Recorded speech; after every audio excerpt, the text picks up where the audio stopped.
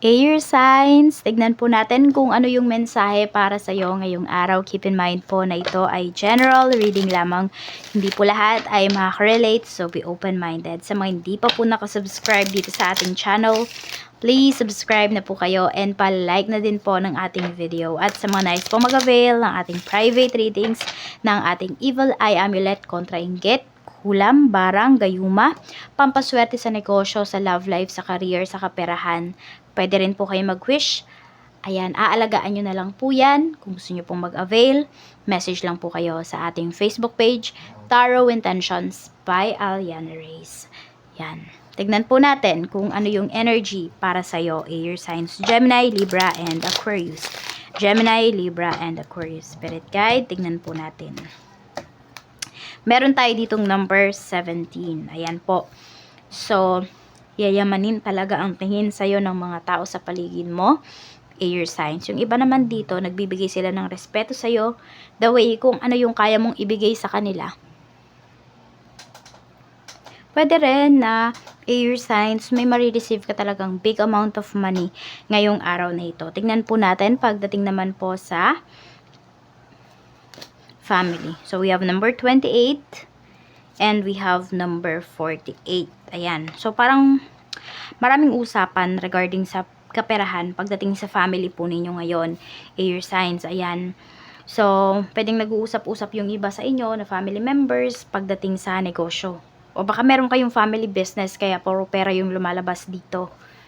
Pwede rin you value each other talaga. So, kunwari may request yung isa, talagang every time kung sino man yung may request, may favor pagdating sa family, pinagbibigyan po ninyo. Tingnan natin. Or nagbibigayan kayo dito.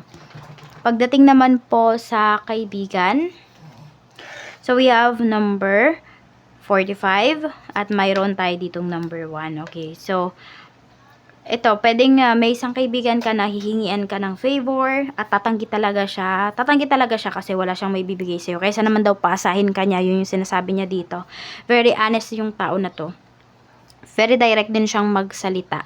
Ngayon, sa'yo, air signs, ayan. So, parang kilala mo kasi yung taong to na laging nagdadalawang isip, but this time, pwedeng, nasasanay na siya na maging direct talaga sa mga kausap po niya. At yun, isa ka sa madedirekta niya ngayong araw na ito. Okay? So, napakasipag din niya kasi. So, kung ini-invite mo naman siya sa isang gatherings, maaring tumanggi siya. Yun, siguro wag ka na lang magtampo, intindihin mo na lang din, baka kasi sobrang busy niya dahil marami siyang binubuhay. So, marami siyang responsibilities. Tignan po natin kung ano pa yung mensahe para sa'yo. Spirit guide, mensahe po natin. Okay, we have extra joker pagdating naman sa love life. So, meron dito pwedeng kakahiwalay nyo lang po. Ayan, so broken hearted pa yung iba sa inyo dito. Or pwedeng byuda or byudo yung iba sa inyo dito.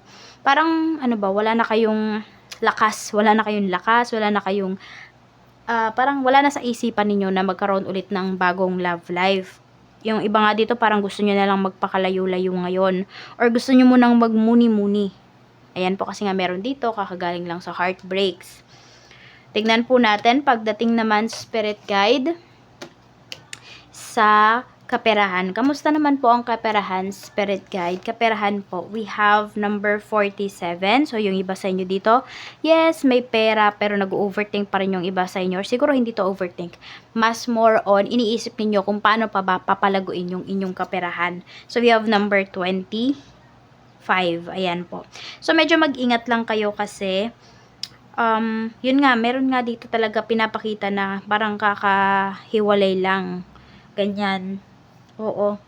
Or meron dito nagkasakit yung asawa po ninyo. Meron ako nakikita na magta-travel pa para talaga ilaban yung kalusugan, yung person po ninyo. Yan. So, meron dito pwedeng nakukulam talaga. Yan yung nakikita ko. Or may nag-evil eye sa inyo pong marriage, sa inyong relationship. Even yung finances po ninyo, affected siya. Alam mo yung ang bilis dumating ng pera sa inyo. Pero sa isang iglap, ubos. Yun lagi yung nangyayari, ear signs. Parang sabihin natin, you try na mag-ipon pero hindi kayo nakakaipon. Parang you feel talaga na there is something going on. Pero hindi ninyo ma-figured out kung ano ba yun. So some of you need evil eye amulet. Mm. Kung may tiwala kayo, message kayo sa akin. Kung wala naman, edi, ayan, okay lang naman. So, control nyo lang talaga yung kaperahan po ninyo. Ayan, baka din, yun, hindi ninyo talaga nakokontrol. Pero kung paulit-ulit yung nangyayari, there is something going on. So, medyo mabigat yung, yes, maganda yung energy natin dito eh. Pero biglang bumigat dito. Ayan no. Dito pala siya nagsimula, yung pagbigat sa, sa love life mo at saka sa iyong kaperahan. So, parang pag nagkakaroon ka ng problema sa pera, nagkakaroon ng problema yung love life mo. Pag may problema ka sa love life mo, ayun, kasunod nun yung kaperahan mo. So, parang lagi siya talagang magkadugtong.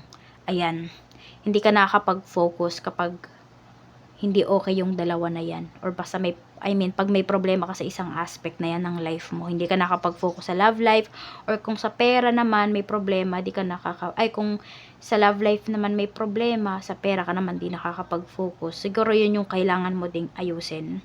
Okay? Tignan natin. Pagdating naman po sa inyong career. So, we have 49. Ayan, pagdating sa iyong career, meron tayo ditong number 2. So, laging may nagmamasid sa'yo dito. Laging may nakatingin sa'yo. Hindi dahil crush ka nung tao na to ha. Air signs, pagdating sa trabaho. Nandun yung, mayroon talaga siyang nakikita na potential para sa'yo. Kaya parang, naiinggit yung tao na to sa'yo eh. Parang instead kasi na positive, parang nega yung energy niya. Oo. Nainggit siya sa'yo. Parang tinitignan niya kung paano ka kumilos, ano yung ginagawa mo. So, parang nagagaya niya yan. Air signs. Yan yung nangyayari dito. So, meron ditong ma-expose pagdating sa trabaho. Kaya mag-iingat na lang kayo na dumikit sa taong ito. Pwedeng kapwa ninyo air signs, Gemini, Libra, Aquarius, or water signs, Cancer, Pisces, and Scorpio. Medyo ingat kayo dyan sa mga signs na yan ngayon kasi yun nga baka mamaya madamay pa kayo sa problema niya kung meron man siyang tinatago dito pagdating sa trabaho or meron man siyang ginagawang anomalya. Check po natin kasi may 50-50 energy tayo dito. 5-5. Check natin sa business naman po. Sa business, we have number 14 at mayroon tayo ditong number 27. Okay, sa business naman, napakaganda po ng business ninyo. Actually, may mga friends kayo dito na pinopromote din yung business mo. Air signs. Ayan o. Ito yun o. Ang ganda nga ng energy ng kaibigan mo na to. Kapag parang nakakausap mo siya, gumagaan yung pakiramdam mo. So, meron kang kaibigan dito na parang, sabi natin, lucky charm mo din talaga siya. Ang ganda nung energy. Pag nakakausap mo siya, tumataas yung sales ninyo. Air signs. Magaling to mag-manifest yung kaibigan mo na to. Ayan po. So, kung meron naman kayo ditong mga dealings, pagdating sa negosyo, ayan po, magiging okay talaga siya. Masisecure po ninyo yung gusto ninyong isecure na client. Ayan. Yung gusto ninyong isecure na halaga ng pera. Actually, ang ganda puro money energy talaga. Dito lang kayo medyo magkakaroon ng problem sa love life, sa career, at saka sa kaperahan. Ayan po. Pero yung business mo maganda siya. So, malalabanan naman siya kung meron mang problem dito pagdating sa pera. Ayan. Reminder sa'yo ni Universe, we have number 33. So, ayan po. Actually, ito maganda naman to. Siguro sa ibang tao ka makipag-transact, air signs. Wag daw sa mga taong kakilala mo. Yes, i-offer mo daw kung ano yung may offer mo sa ibang tao. Hindi to help ha, kung hindi ito ay pagkita ng pera. Kasi sinasabi dito parang pag puro sila yung aalokin mo, ganyan, hindi lalago yung business mo. Hindi ka makaka-gain. You can gain pero nawawala siya kaagad kasi na-evil eye siya. Oo, yun po yung gawin ninyo.